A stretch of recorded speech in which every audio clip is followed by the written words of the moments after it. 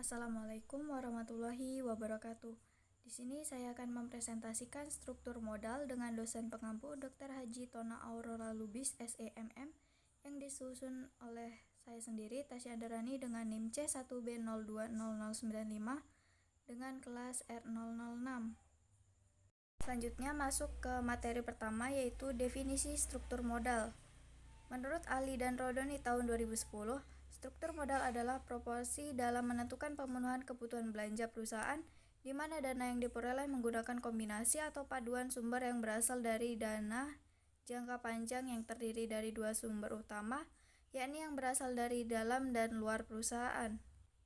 Sumber dana dapat diperoleh dengan berbagai macam cara, namun pada dasarnya ada dua sumber dana, yaitu dana yang berasal dari sumber asing atau eksternal perusahaan atau biasa disebut modal asing, dan dana yang berasal dari dalam perusahaan atau internal perusahaan. Dana yang berasal dari sumber asing dapat diperoleh melalui utang atau debt financing dan melalui pembelanjaan sendiri, yaitu dengan jalan penerbitan saham atau equity financing. Baiklah, selanjutnya masuk ke materi teori struktur modal. Ada beberapa teori yang menjelaskan struktur modal yang tepat digunakan oleh perusahaan.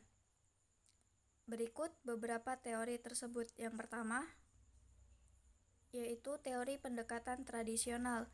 Yang kedua, teori pendekatan Modigliani dan Miller. Yang ketiga, teori trade-off dalam struktur modal. Yang keempat, teori pecking order. Dan yang terakhir, teori asimetri informasi dan signaling. Selanjutnya, faktor struktur modal. Berikut beberapa faktor-faktor yang mempengaruhi struktur modal, di antaranya struktur aktiva atau tangibility, kemudian growth opportunity, kemudian resiko bisnis, selanjutnya ukuran perusahaan, dan yang terakhir profitabilitas. Baiklah, materi selanjutnya yaitu fungsi struktur modal. Berikut beberapa fungsi dari struktur modal. Yang pertama, maksimalisasi pengembalian. Selanjutnya, fleksibilitas, kemudian solvabilitas. Selanjutnya, meningkatkan nilai perusahaan secara keseluruhan, kemudian mengurangi resiko keuangan, meminimalkan biaya modal, dan yang terakhir, pemanfaatan dana yang optimal.